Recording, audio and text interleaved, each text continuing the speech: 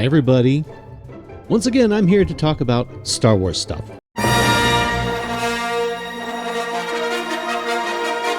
Today, we're going to be discussing two iconic spaceships that are from the Star Wars franchise, and that is the X-Wing Starfighter and the twin ion engine space superiority. Let me try that again. We're going to be talking about two iconic spacecraft today from the Star Wars franchise. The first one is the X-Wing, the T-65 INCOM Special, as it were. We're going to be talking a little bit about that, the iconic starfighter of the Rebel Alliance. And also we're going to be talking about the go-to workhorse of the Empire, the twin ion engine space superiority fighter, otherwise known as the TIE Fighter, or for all you rebels out there, the Eyeball. These two spacecraft have become part of the zeitgeist of our society as far as pop culture goes. Everybody knows these two spacecraft on sight and can tell you story upon story upon story about the pilots that fly them, who flew what, when, where, how, what got blown up with one of the other or whatever, what have you, and all the fun things that went along with the science fiction story of Star Wars. We're going to be talking a little bit more about the expanded universe of Star Wars stories and where all that came in. And I could go into another episode that we can talk about with the Star Wars stories of Legacy Star Wars and canon Star Wars and all the expanded universe things and what is canon, what's not canon. Stay on target. What people believe to be true about this particular set of characters versus that particular set of characters. Stay on target. Almost there. It could go on and on forever and ever, and I don't have time for that. I really don't. I'm sorry, I don't have time for that. 6:30, dinner with me. I can't cancel that again. 7 o'clock, wrestle with my self-loathing. I'm booked. Of course, if I bumped the loathing to 9, I could still be done in time to lay in bed, stare at the ceiling, and slip slowly into madness. So here's what we're going to do today. We're going to talk about INCOM Corporation, and a lot of my information comes from Wikipedia. So thank you, Wikipedia. In the High Republic, the INCOM Corporation manufactured starfighters like the Z-24 Buzzbug and the Z-28 Skywing and the Z-29 Skyhawk. They later gained additional prominence during the last years of the Galactic Republic, developing the multi-purpose and durable Z-95 Headhunter. In cooperation with the Sublight Products Corporation, SubPro, as it has been called, with the outbreak of the Clone Wars, it produced a variant of the Z-95, and it saw prolific use in the Republic Navy during the conflicts, as well as the aggressive reconnaissance 170 Starfighter, the ARC-170, which also saw service with the Republic. INCOM later went on to develop at least two airspeeder designs, both for military and civilian use, the T-47 airspeeder, and that the Rebel Alliance modified into snowspeeders. So Empire Strikes Back, all those little fun things that was shooting at the AT-ATs. Echo Station 5-7, we're on our way.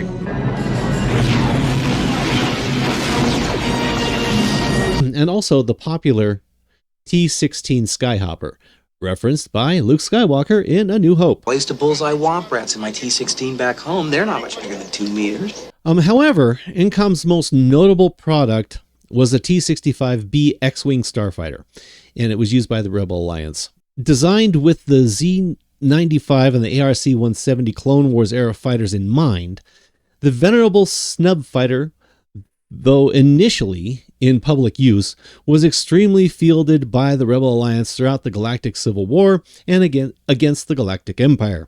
And we know that because that's where all of us kids in 1977 saw it for the first time. And that's the X-Wing! Yay!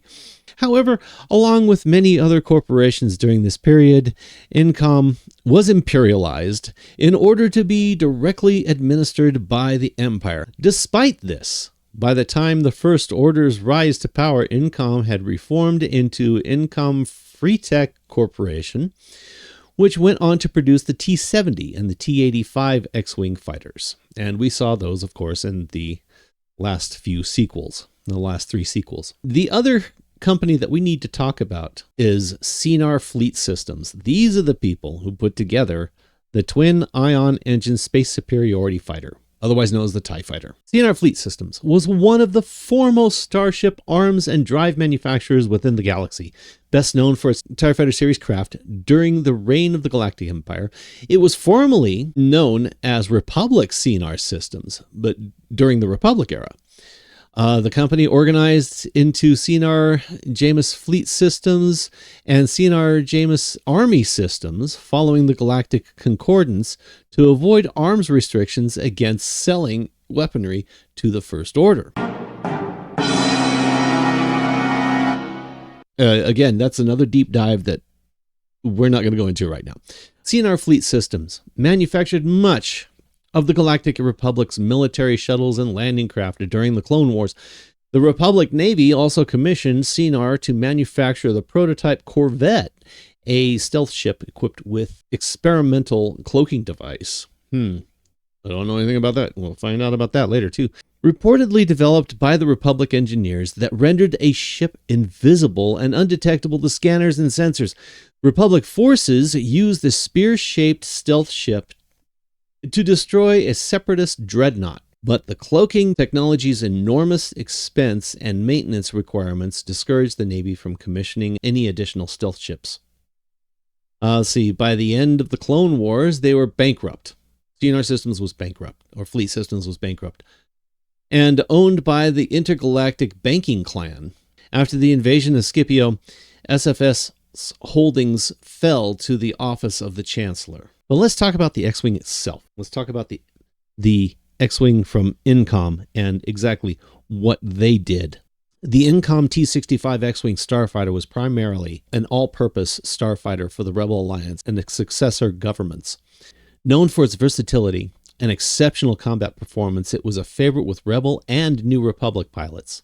Possessing deflector shields, a hyperdrive, and R2 astromech for repairs and navigation, and a complement of proton torpedoes, the X-Wing allowed the Rebellion to launch raids in Imperial space with improved odds of a successful mission. The X-Wing played a major role in the Galactic Civil War, following its capture on Frisia and the defection of its designers to the Alliance. It was most heralded as the fighter that destroyed the Death Star at the hands of Luke Skywalker. Later in the war, it would become the backbone of the Alliance Starfighter Corps, defending Alliance ships, leading attacks on Imperial vessels and installations.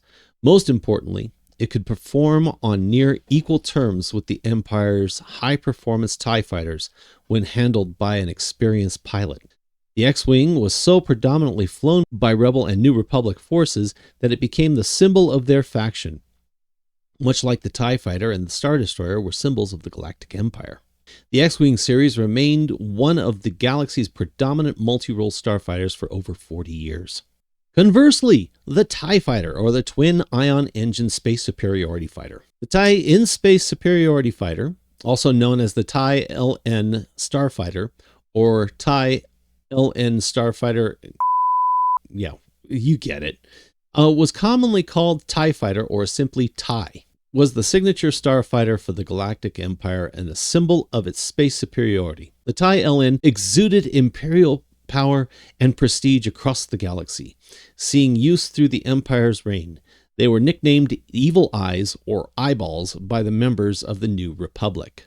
The TIE LN was a small, short-range fighter developed, manufactured, and mass-produced by Cinar Fleet Systems, SFS. Developed by SFS company head Wraith Cinar, the fighter's name is derived from the propulsion system, which specifically designed to create a distinct noise so as to inspire fear and terror in those who oppose the Empire. The fighter's black wings were in fact an array of 12 solar collectors, framed by rigid quadrinium steel foil bracers, that featured a microcrenulated solar absorption surface. From there, power would be pulled to the fighter's solar energy collection hub.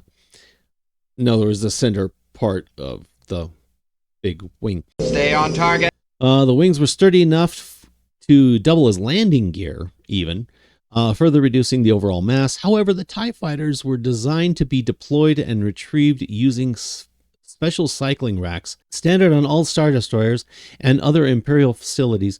Each rack system had a maximum capacity of 72 fighters. Beyond allowing pilots and technicians to access the craft more easily, the system was also equipped with small tractor beam projectors to assist with landing operations. One drawback of the wing design was that it did obscure the pilot's field of vision. Yet Imperial authorities considered this as an acceptable motivation for pilots to concentrate on the targets in front of them. The wings did provide some measure of additional protection for the cockpit, and the fighter's sensor array compensated for the blind spots by augmenting and expanding the pilot's visual range. During the reign of the Empire, TIE fighters were favored for their versatility, if not their durability. They were able to operate in both space as well as planetary atmospheres, acting as fighters or scouts. Wow, that was a whole lot, wasn't it, folks? Anyway, that is the background and history of the two iconic starfighters of Star Wars. Everybody knows what a TIE fighter is. Everybody knows what a TIE fighter looks like. Everybody knows what an X-Wing is, and everybody knows what an X-Wing looks like. And they also are, as was presented before, very iconic for the two factions that are at war with each other. The Rebel Alliance, X-Wing, the Galactic Empire, the TIE fighter. Now, the TIE fighter we only went into a little bit of, but there are almost hundreds of variants of the TIE fighter itself. A little quick chart. Boom. There it is. And that's just some of them. That's not the entirety of them all. We could go on forever about that. But there you have it. That's Star Wars talk on TIE fighters and X-Wings versus TIE fighters. And that's just a brief little talk on this. I know that there's a whole lot more that people have done with these, and they go into the cost operations of each individual starfighter and all of that goes into it, and the engineering and everything else. And that's something for another time, and that's something for other folks to do. Thank you very much for joining me on my talk about starfighters and X-Wings and TIE fighters and everything. And as you noticed, kind of favored the TIE fighter. Just my thing. Anyway, thank you very much for joining me. And once again, we will talk more about Star Wars stuff and other things in about a week. Thanks again, folks. We'll see you soon.